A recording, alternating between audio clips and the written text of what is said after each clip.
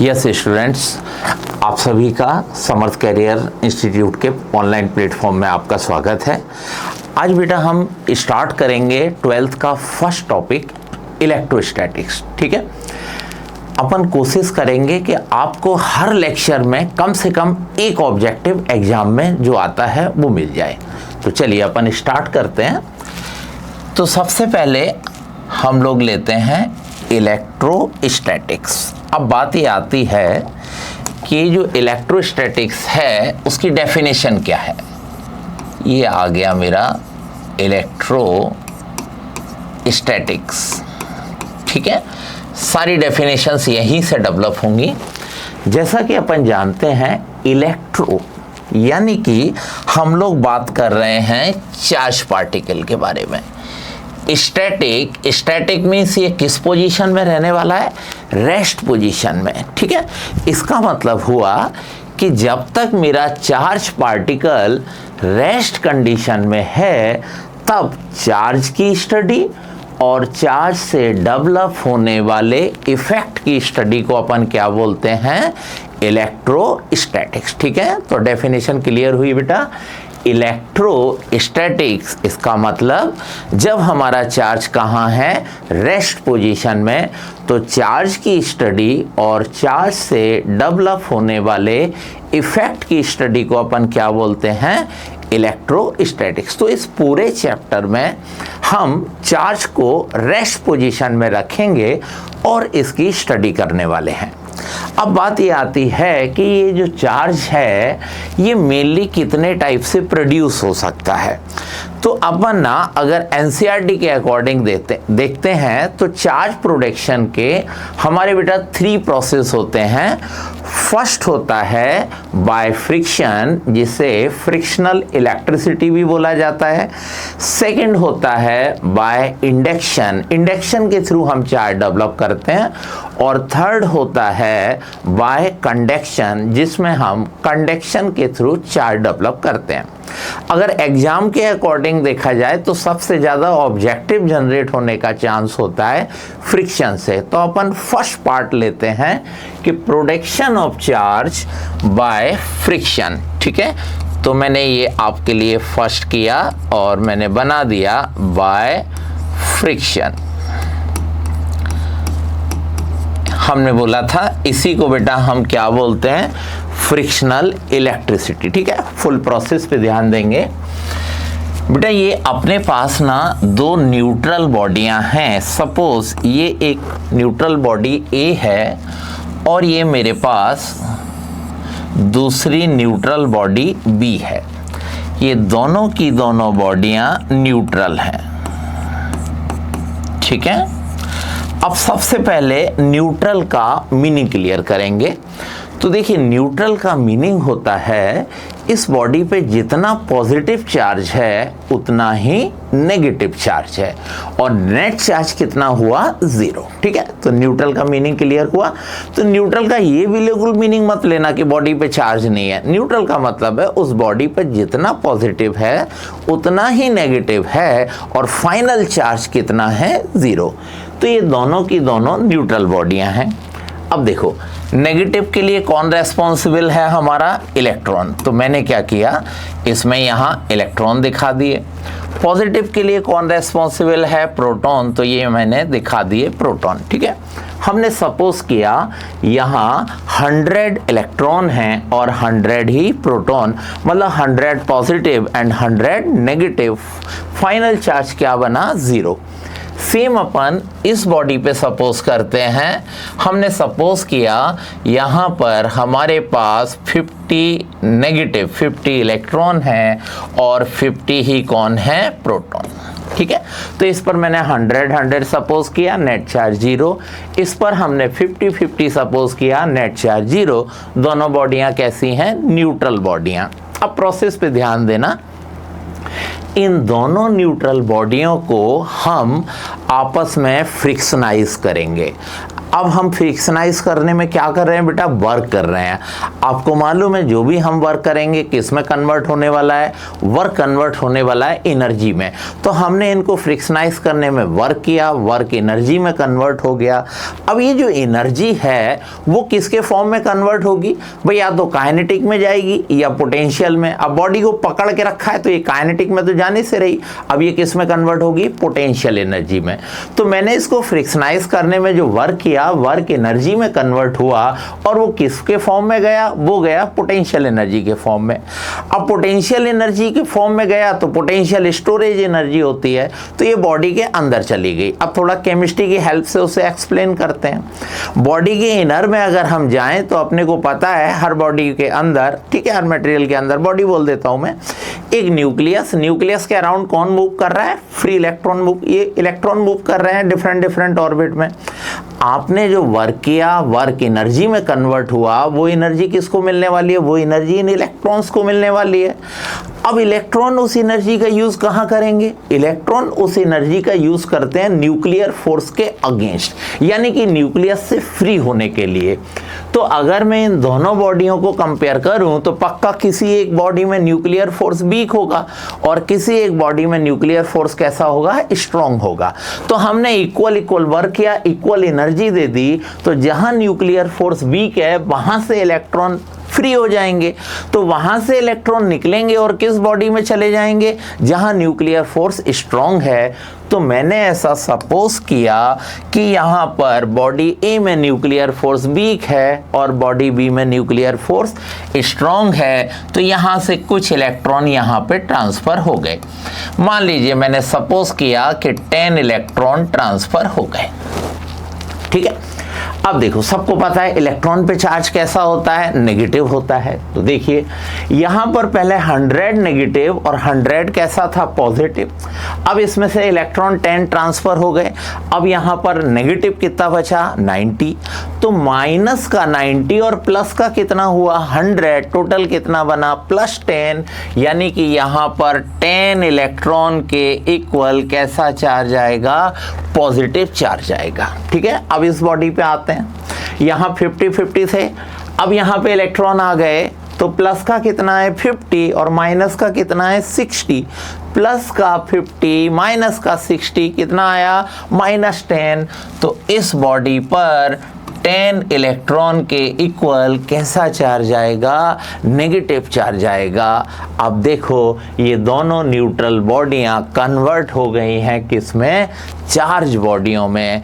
इसको बोला जाता है production of charge by friction, ठीक है। एक चीज हमेशा याद रखेंगे, जब भी हम न्यूमेरिकल की बात करते हैं, ठीक है, यहां से यहां मैंने ट्रांसफर किया तो ये मैंने बोला 10 इलेक्ट्रॉन के इक्वल, तो इसमें साइन नहीं होता, ठीक है, साइन कंसीडर नहीं करना है। न्यूमेरिकल में केवल न्यूमेरिकल वैल्यू लेनी है, तो यहाँ 10 इलेक्ट्रॉन यानी कि इलेक्ट्रॉनिक चार्ज का मैग्नीट्यूड लेना है, ठीक है।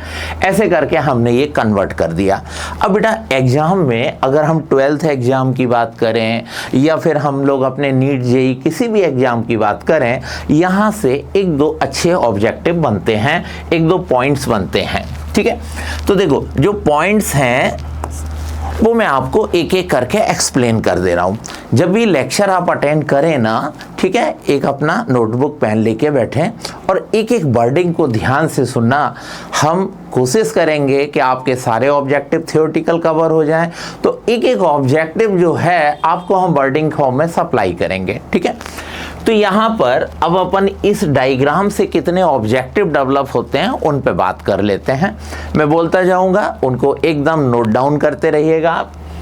सबसे पहले हमसे पूछा जाता है कि किसी भी बॉडी पर जो चार्ज प्रोड्यूस होता है उसके लिए कौन रेस्पॉन्सिबल है, इलेक्ट्रॉन या प्रोटॉन। तो देखो बेटा चार्ज प्रोडक्शन में कौन ट्रांसफर हुआ, इलेक्ट्रॉन। इसका मतलब हुआ किसी भी बॉडी पर चार्ज प्रोडक्शन के लिए कौन रेस्पॉन्सिबल है, इलेक्ट्रॉन, ना कि प्रोटॉन, ठीक है। First objective clear. तो हम बोल सकते हैं the charge is produced by the transferring of electron from one body to another body। ठीक है, एक ऑब्जेक्टिव अपना क्लियर हुआ कि किसी भी बॉडी पर चार्ज प्रोटेक्शन के लिए रेस्पॉन्सिबल कौन है, इलेक्ट्रॉन ना कि प्रोटॉन। ठीक है, नेक्स्ट पॉइंट, जब यहां से यहां इलेक्ट्रॉन ट्रांसफर हुए तो यहां नॉर्मल कंडीशन से इलेक्ट्रॉन कैसे हैं, कम। जब यहां नॉर्मल से कम आ रहे हैं इलेक्ट्रॉन तो चार्ज कैसा आ रहा है, पॉजिटिव। और यहां नॉर्मल कंडीशन से इलेक्ट्रॉन कैसे हैं, ज्यादा, तो चार्ज कैसा आ रहा है, नेगेटिव। इसका मतलब है अगर नॉर्मल से कम इलेक्ट्रॉन है तो वहां चार्ज पॉजिटिव डेवलप होगा, और जहां नॉर्मल से ज्यादा है वहां चार्ज कैसा डेवलप होगा, नेगेटिव। ठीक है, अब अपन पॉइंट वाइज जैसे ऐसे रिटर्न कर सकते हैं कि the lack of electron on a body is known as positive charge, while the excess of electron on a body is known as negative charge. ठीक है, नॉर्मल से कम है तो पॉजिटिव चार्ज आएगा, नॉर्मल से ज्यादा है तो चार्ज कैसा आएगा, नेगेटिव। ठीक है, फिर एक कॉमन सा पॉइंट है जो सारे स्टूडेंट को पहले से पता होता है, फिर भी अपन रिवाइज कर लेते हैं। हम लोगों को पता है कि जो सिमिलर चार्जेज हैं वो एक दूसरे को क्या करते हैं, तो सिमिलर चार्ज एक दूसरे को हमेशा रिपेल करेंगे, अपोजिट चार्ज एक दूसरे को अट्रैक्ट करेंगे। ठीक है, क्या करेंगे बेटा, तो सिमिलर चार्ज हमेशा एक दूसरे को क्या करते हैं, रिपेल, जबकि अपोजिट क्या करते हैं, अट्रैक्ट। ठीक है, यहां पे एक चीज याद रखना, अगर कभी भी आपको पूछा जाए कि मेरे को किसी भी बॉडी पे चेक करना है चार्ज कौन सा है या चार्ज कैसा है, तो हम किसको फॉलो करेंगे, अट्रैक्शन को या रिपल्शन को। तो आप एक चीज हमेशा याद रखना, जब किसी भी बॉडी पे मेरे को चेक करना है कि कैसा चार्ज है तो अट्रैक्शन को फॉलो नहीं करते, अट्रैक्शन कंफर्म रिजल्ट नहीं देता, अपन फॉलो किसे करेंगे, रिपल्शन को। ठीक है, तो रिपल्शन हमेशा कंफर्म टेस्ट देता है। तो कभी भी ये ऑब्जेक्टिव मिलता है कि कंफर्म टेस्ट कौन देगा, तो कंफर्म टेस्ट अट्रैक्शन नहीं देगा, कंफर्म टेस्ट देगा कौन, रिपल्शन। ठीक है, नेक्स्ट, अब इसमें से और क्या क्या हमें डेवलपमेंट होते हुए पॉइंट्स दिख रहे हैं, इसी में से सारे ऑब्जेक्टिव में धीमे धीमे निकाल रहा हूं। अब नेक्स्ट पॉइंट हमें मिलता है, तो ये कहते हैं जब यहां से यहां इलेक्ट्रॉन ट्रांसफर हुए तो जरा इलेक्ट्रॉन के बारे में बात कर ली जाए कि भाई इलेक्ट्रॉन ही क्यों ट्रांसफर हुए। ठीक है, तो देखो क्या है कि मिनिमम पॉसिबल चार्ज, अभी प्रेजेंट कंडीशन तक जो मिनिमम पॉसिबल चार्ज है वो किसके पास है, इलेक्ट्रॉन के पास है। इसीलिए हमारा फंडामेंटल ऑफ चार्ज कौन है, इलेक्ट्रॉन। ठीक है, तो चूंकि फंडामेंटल ऑफ चार्ज इलेक्ट्रॉन है, क्यों, क्योंकि इस पे मिनिमम चार्ज है। ठीक है, बीच में एक पार्टिकल आया था बेटा, कभी आप लोग एनसीईआरटी बुक रीड करोगे तो मिलेगा कि एक बीच में एक पार्टिकल आया था, क्वार्क। क्वार्क के पास इलेक्ट्रॉन से भी कम चार्ज है, लेकिन वो फंडामेंटल क्यों नहीं बन पाया, क्योंकि वो अभी तक, ठीक है, वो फ्री कंडीशन में, फ्री स्टेट में नहीं रह सकता, इसलिए अभी भी वो फंडामेंटल ऑफ चार्ज नहीं है। आज की कंडीशन तक, आज की डेट तक हमारा फंडामेंटल ऑफ चार्ज कौन है, इलेक्ट्रॉन। ठीक है, तो मिनिमम पॉसिबल चार्ज किसके पास है, इलेक्ट्रॉन के पास है, तो यही फंडामेंटल ऑफ चार्ज है, यही मिनिमम वैल्यू है। तो सारी कैलकुलेशन, सारे प्रोसेस इसी से होते हैं। अब आपको कुछ न्यूमेरिकल वैल्यू याद रखनी पड़ेंगी। ये जो मिनिमम पॉसिबल चार्ज है इलेक्ट्रॉन के पास, जिसकी वजह से हम इसे बोलते हैं इलेक्ट्रॉनिक या एलिमेंट्री या फंडामेंटल ऑफ चार्ज, तो इसका वैल्यू आपको याद रखना पड़ेगा। ये इलेक्ट्रॉनिक चार्ज, ठीक है, ये इसका साइन हो गया। इलेक्ट्रॉनिक चार्ज होता है -1.6 इंटू 10⁻⁻19 कूलम। दूसरा आप लोग ना बेटा मास ऑफ इलेक्ट्रॉन भी याद कर लीजिए। मास ऑफ इलेक्ट्रॉन होता है 9.1 इंटू 10⁻31 kg। ठीक है, फिर जरा चार्ज ऑफ प्रोटॉन भी याद कर लो और मास ऑफ प्रोटॉन ये भी आया है। तो चार्ज ऑफ प्रोटॉन, ठीक है, चार्ज ऑफ प्रोटॉन मैंने सफिक्स में पी कर दिया। इलेक्ट्रॉन पे नेचर चार्ज का नेगेटिव है, इस पे पॉजिटिव होता है, तो ये आता है +1.6 इंटू 10⁻⁻19 कूलम। मतलब दोनों का मैग्नीट्यूड सेम है, नेचर अपोजिट है। ऐसे ही मास ऑफ प्रोटॉन भी याद रखना है। मास ऑफ प्रोटॉन है 1.67 इंटू 10⁻⁻27 kg। ठीक है। तो बेटा सारे लोगों को इन दोनों पार्टिकल के चार्ज और मास याद कर लेने हैं, ठीक है।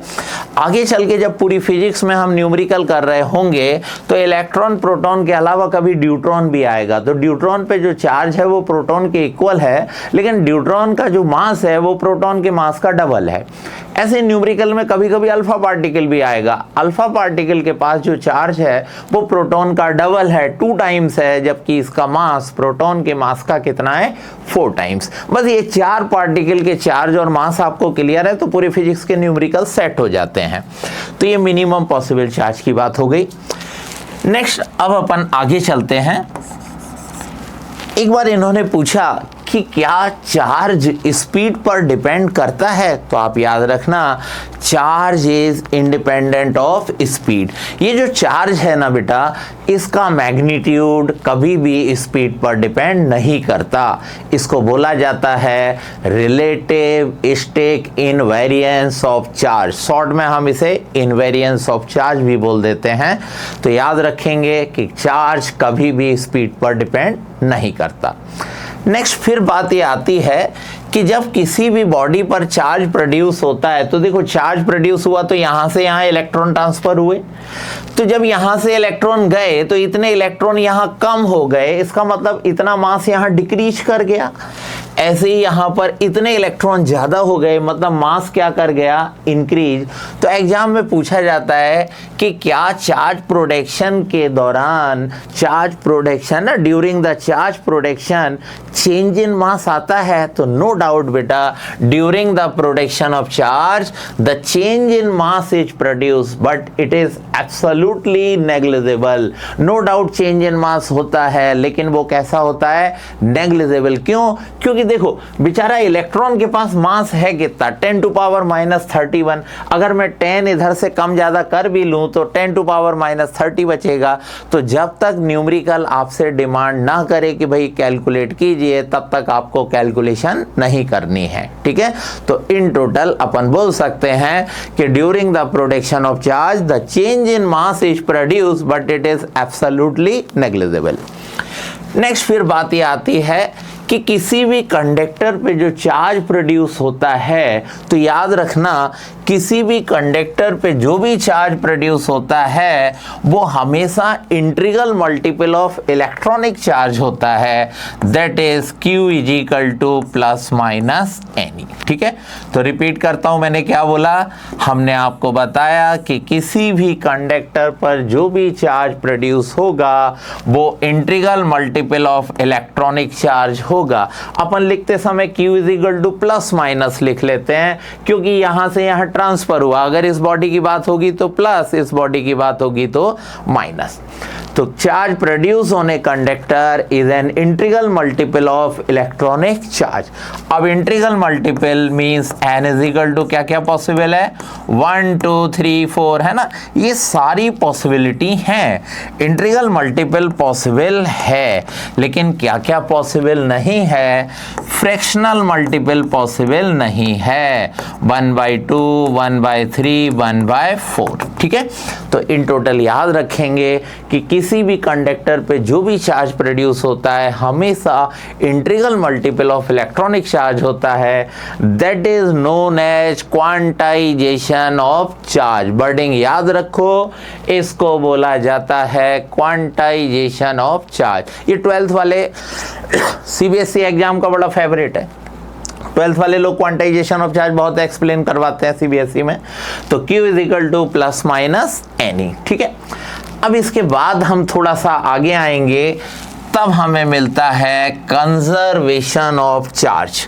अब बात ये आती है कंजर्वेशन ऑफ चार्ज क्या होता है।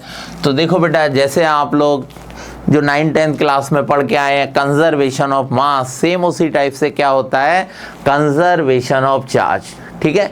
आप थियोरेटिकली बोल सकते हैं the total amount of charge in the whole universe remain fixed और constant, that is known as conservation of charge, ठीक है। क्या बोला मैंने, the total amount of charge in the whole universe remain fixed और constant, that is known as conservation of charge. तो पूरे universe की बात करें तो टोटल अमाउंट ऑफ चार्ज हमेशा क्या रहता है, कांस्टेंट। आप यहीं पे देख लो जरा, देखो बेटा इन दोनों बॉडियों को पहले मैंने किस फॉर्म में लिया था, न्यूट्रल फॉर्म में लिया था, यहाँ कोई भी चार्ज नहीं था। अब हमने प्रोसेस किया, प्रोसेस के बाद यहाँ पर जितना पॉजिटिव है यहाँ उतना ही क्या है, नेगेटिव। तो ये दोनों बॉडियाँ पहले न्यूट्रल थी, अब मैंने इन्हें चार्ज बॉडियों में कन्वर्ट कर दिया बेटा। अब अगर मैं इन दोनों बॉडियों को टच करा दूँ तो इनको दोनों को टच कराते ही फिर से ये न्यूट्रल हो जाएगा ना। तो पहले भी कैसा था, न्यूट्रल, बाद में कन्वर्ट हुआ चार्ज बॉडी में, मैं टच करा दूँ फिर भी क्या हो जाएगा, न्यूट्रल। तो हुआ ना कंजर्वेशन ऑफ चार्ज। तो ये प्रोसेस भी 12th का फेवरेट है, हम लोगों से भी डिमांड किया जाता है। तो ये कंजर्वेशन ऑफ चार्ज ये 12th के एग्जाम में काफ़ी काम आता है। अब आप क्या करो, इसके साथ एनसीईआरटी के बेटा 2 एग्जाम्पल हैं वो याद कर लेंगे। जो अच्छे एग्जाम है ना वो कंजर्वेशन ऑफ चार्ज के जो एग्जाम्पल हैं उनका ऑब्जेक्टिव बना के पूछते हैं। तो एनसीईआरटी में 2 एग्जाम्पल उन्होंने थियोरेटिकल क्वेश्चन बना के दिए हुए हैं। वो क्या है, ये हमसे कहते हैं कि हमारे पास बेटा एक ग्लास रॉड है, ठीक है, मैं यहाँ रिटन फॉर्म में ले लेता हूँ। इन्होंने हमसे कहा कि हमारे पास एक ग्लास रॉड है, उस ग्लास रॉड को हमने रब किया किसके साथ, सिल्क के साथ। तो बेटा जब हम ग्लास रॉड को सिल्क के साथ रब करते हैं तो पूछा जाता है बताइए ग्लास रॉड पर कैसा चार्ज आएगा, सिल्क पर कैसा आएगा। तो ग्लास रॉड को जब सिल्क के साथ रब किया जाता है ग्लास रॉड हो जाता है पॉजिटिवली चार्ज और सिल्क हो जाता है नेगेटिवली चार्ज, ठीक है। एक और आपको एनसीईआरटी में मिलेगा, ये हमसे कहते हैं अगर हम एवोनाइड रॉड को फर के साथ रब करें तब क्या होगा। अगर हम एवोनाइड रॉड को फर के साथ रब करते हैं तो एवोनाइड रॉड पे आता है नेगेटिव चार्ज जबकि फर पे आता है पॉजिटिव चार्ज, ठीक है। तो ये 2 पॉइंट स्पेशली क्वांटाइजेशन और कंजर्वेशन ये 12th वाले स्टूडेंट के लिए काफ़ी इंपॉर्टेंट है। बाद बाकी का अपना तो कॉम्पिटिटिव में बेसिक पार्ट है। नेक्स्ट एक और ऑब्जेक्टिव है, ये हमसे कहते हैं कि जब हम किसी भी कंडक्टर को चार्ज देते हैं तो बेटा सारा चार्ज कहाँ मिलेगा, कंडक्टर की सरफेस पे या कंडक्टर के अंदर। तो आप याद रखना हम जो भी कंडक्टर को चार्ज देंगे सारा का सारा चार्ज कहाँ होता है, आउटर सरफेस पे, ठीक है। लॉजिकली मैं समझा देता हूँ क्यों होता है ऐसा। देखो बेटा ये हमारा एक कंडक्टर है, ये आ गया इसका रेडियस। बेटा अगर हम इसे चार्ज देने जाएंगे तो सारा चार्ज हमें आउटर सरफेस पे मिलता है। बात आती है आउटर पे ही क्यों मिलता है, तो देखो बेटा ये जो चैप्टर है जस्ट फोटोकॉपी है किसका, 11th क्लास के ग्रेविटेशन चैप्टर का। तो इसका लॉजिक समझने के लिए हम आपको ग्रेविटेशन चैप्टर में लेके चलते हैं। आप ऐसे सपोज कीजिए ये हमने एक बॉडी ली हुई है, ये सेंटर, ये उसका रेडियस और ये रहा उसका मास, ठीक है। इसका पोटेंशियल एनर्जी का फॉर्मूला हमें पता है, तो पोटेंशियल एनर्जी होती है -GMM डिवाइडेड बाय क्या, R। इसका मास कैपिटल M, यहाँ मैंने एक स्मॉल m मास की बॉडी रखी हुई है। ये पोटेंशियल एनर्जी का फॉर्मूला है ग्रेविटेशनल चैप्टर में। तो देखो बेटा अर्थ सरफेस पे जितनी भी बॉडियां हैं उन सब का नेचर क्या है, वो अपनी पोटेंशियल एनर्जी मैक्सिमम करना चाहती हैं, वो सारी की सारी स्टेबल होना चाहती हैं। यही लॉजिक आपको यहाँ लगाना है। तो देखो पहले यहाँ चलते हैं, रिजल्ट यहाँ ट्रांसफर कर देंगे। देखिए इसको पोटेंशियल एनर्जी मैक्सिमम करने के लिए डिस्टेंस कैसा लेना पड़ेगा, मिनिमम, क्लियर। लेकिन अब यहाँ पे नेगेटिव साइन है, नेगेटिव साइन कंसीडर करो तो इसका मीनिंग चेंज हो गया। तो अगर मैं नेगेटिव कंसीडर करूं तो पोटेंशियल एनर्जी मैक्सिमम के लिए आर मिनिमम नहीं, आर भी कैसा होना चाहिए, मैक्सिमम होना चाहिए। तो यहाँ पे जैसे ही आप कंडक्टर को चार्ज देते हैं ये मैक्सिमम डिस्टेंस कवर करेगा, तो मैक्सिमम डिस्टेंस कवर करेगा तो कहाँ पहुँच जाएगा, सरफेस पे, तभी इसकी पोटेंशियल एनर्जी कैसी होगी, मैक्सिमम। तो ये वाला पॉइंट ज़्यादातर ये वाइवा एग्जाम वगैरह में पूछा जाता है और ये कॉन्सेप्ट क्लियर करने के लिए ज़रूरी भी था, ठीक है। तो याद रखना किसी भी कंडक्टर को जो भी हम चार्ज देते हैं सारा चार्ज कहाँ जाता है, आउटर सरफेस पे, ना कि उस कंडक्टर के अंदर, ठीक है। तो हम अगर ध्यान से देखें बेटा तो ये production of charge by friction या फ्रिक्शनल इलेक्ट्रिसिटी में इतने पॉइंट्स हमें मिलते हैं, यही हमारे ऑब्जेक्टिव भी हैं। और मैंने बताया ये दोनों पॉइंट्स कंजर्वेशन ऑफ चार्ज और क्वांटाइजेशन 12th एग्जाम के लिए काफ़ी इंपॉर्टेंट है। ये आपके वाइवा पॉइंट ऑफ व्यू से काफ़ी इंपॉर्टेंट है, वाइवा एग्जाम में पूछा जा सकता है क्यों आउटर सरफेस पे ही जाता है, तो इसका लॉजिक है। अब हम सेकेंड नंबर पे चलते हैं। सेकेंड है हमारा production of charge by induction, ठीक है। ये भी बड़ा इंटरेस्टिंग है, इंडक्शन प्रोसेस। इंडक्शन प्रोसेस में बात करेंगे। देखिए ये हमने एक अनचार्ज कंडक्टर ले लिया, अब अनचार्ज है, बोल सकते हैं न्यूट्रल है। इस अनचार्ज कंडक्टर को अपन एक नॉन कंडक्टिंग मटेरियल के स्टैंड पर रखेंगे, ठीक है। तो इसको हमने रखा एक नॉन कंडक्टिंग मटेरियल के स्टैंड पर, बोल सकते हैं इंसुलेटेड स्टैंड। तो ये आ गया मेरा इंसुलेटेड स्टैंड। अब बात ये आती है कि इसको हमने नॉन कंडक्टिंग मटेरियल के स्टैंड पे क्यों रखा। बेटा रीज़न ये है कि जब इस पे चार्ज प्रोड्यूस होगा तो अगर ये नॉन कंडक्टिंग है तो चार्ज अर्थ में नहीं जाएगा ना। अगर मैंने नॉन कंडक्टिंग नहीं रखा तो चार्ज प्रोड्यूस होने के बाद अर्थ में जाने का चांस रहेगा। तो इसलिए हम एक अनचार्ज कंडक्टर, न्यूट्रल कंडक्टर को लिया और रख दिया हमने कहाँ, नॉन कंडक्टिंग मटेरियल के स्टैंड पर। अब देखो इसके पास हम एक पॉजिटिवली चार्ज बॉडी लेके आते हैं, पूरा प्रोसेस समझना, इससे भी ऑब्जेक्टिव आते हैं हमारे। हम इसके पास एक पॉजिटिवली चार्ज बॉडी लाए। बेटा जब हम इसके पास एक पॉजिटिवली चार्ज बॉडी लाएंगे तो ये तो हमारा अनचार्ज न्यूट्रल है, तो ये क्या करेगा, इसके सारे नेगेटिव को अट्रैक्शन की वजह से इधर बुला के इकट्ठा कर लेगा और इसके सारे पॉजिटिव को रिपल्सन की वजह से इधर बुला के भेज देगा। तो जैसे ही हम इसके पास एक कंडक्टर लाएंगे ये सेपरेट करा देगा चार्ज को। तो अपन प्लस लेके आए तो सारे नेगेटिव इधर और सारे पॉजिटिव इधर, ठीक है।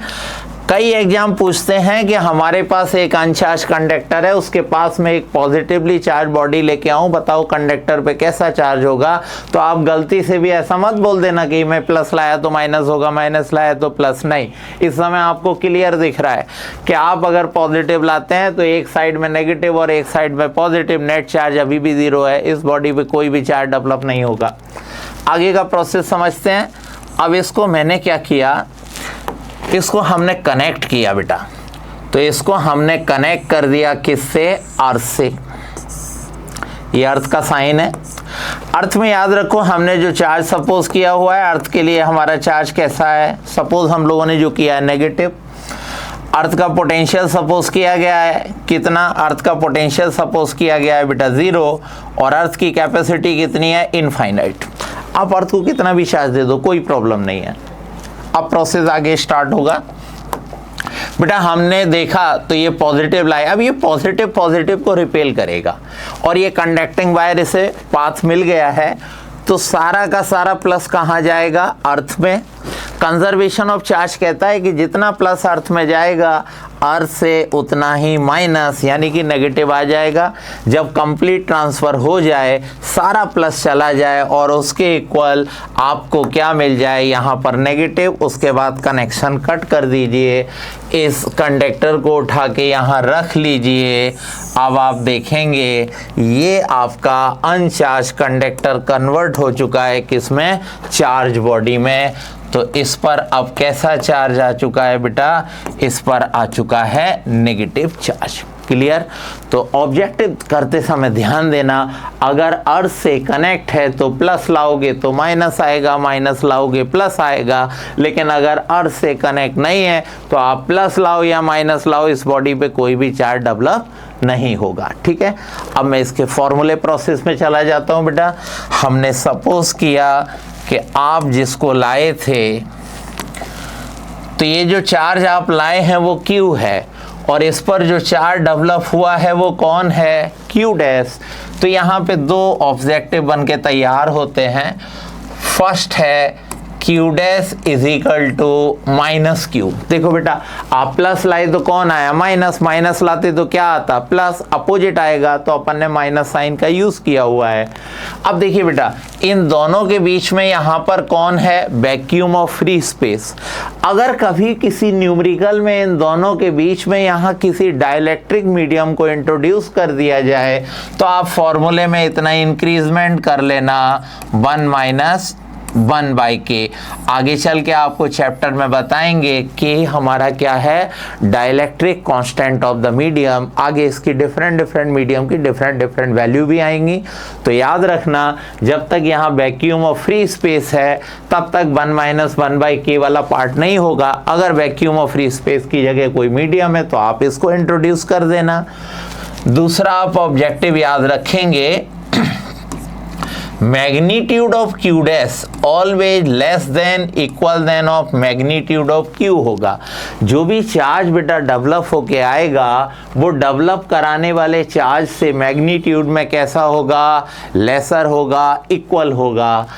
कभी भी magnitude of Q dash greater नहीं होगा किससे, मैग्नीट्यूड ऑफ क्यू से। ठीक है, इतना प्रोसेस हमें याद रखना है production of charge by induction में। अब थर्ड नंबर अपना बनता है बाय कंडक्शन। कंडक्शन प्रोसेस काफ़ी इजी पार्ट में जाएगा, तो मैंने थर्ड लिया बाय कंडक्शन। ठीक है, कंडक्शन में अभी अपन ज़्यादा हाई प्रोसेस में नहीं जाते, स्टार्टिंग है। ऐसा सपोज करो मैं कि मेरे पास दो आइडेंटिकल बॉडियां हैं। ठीक है, अगर हमारे पास दो आइडेंटिकल बॉडियां हैं, ये दोनों बॉडियां आइडेंटिकल होनी चाहिए आपके लिए। बाद में आप समझ जाओगे आइडेंटिकल नहीं है तब भी डिस्ट्रीब्यूशन कैसे करना है। ये दो हमारे पास आइडेंटिकल बॉडियां हैं। ऐसा सपोज करो इस बॉडी पर चार्ज है प्लस क्यू, और ऐसा सपोज करो इस बॉडी पर कोई भी चार्ज नहीं है। तो एक बॉडी पे चार्ज प्लस क्यू है और एक बॉडी पे कोई भी चार्ज नहीं है। आपको क्या करना है, इन दोनों बॉडियों को आपस में टच कराना है और टच कराने के बाद सेपरेट करा कर रख देना है। ठीक है, ये मैंने सेपरेट करा कर रख दिया। तो दोनों आइडेंटिकल बॉडियों को टच किया, टच करा के सेपरेट करा के रख दिया। तो ये जो भी टोटल चार्ज है वो दो इक्वल पोर्शन में डिवाइड हो जाता है। तो यहाँ पे आएगा प्लस q/2 और यहाँ पे भी कितना आएगा, प्लस q/2। ठीक है, तो कंडक्शन प्रोसेस काफ़ी इजी प्रोसेस में चला जाता है। तो क्लियर हुआ ना। तो अब इतना और पॉइंट एक याद रखना बेटा, कंडक्शन प्रोसेस और फ्रिक्शन प्रोसेस में बॉडियों को कांटेक्ट में लाना पड़ता है, और इन दोनों प्रोसेस में एक बार चार्ज डेवलप हो गया फिक्स है, अब इतना ही चार्ज होगा, दूसरा आगे नहीं बढ़ा सकते, मतलब आगे मैग्नीट्यूड कम ज़्यादा नहीं कर सकते। लेकिन इंडक्शन ऐसा प्रोसेस है जिसमें बॉडियों को टच नहीं करना पड़ता, डिस्टेंस पे रख के ही चार्ज डेवलप करते हैं और प्रोसेस करते रहिए, चार्ज का वैल्यू भी चेंज होता जाएगा। ठीक है, ये हमारा बेसिक था कि हम चार्ज कैसे प्रोड्यूस कर सकते हैं। अब नेक्स्ट लेक्चर में अपन बात करेंगे कूलम्ब्स लॉ पर। ठीक है, चलिए, थैंक यू।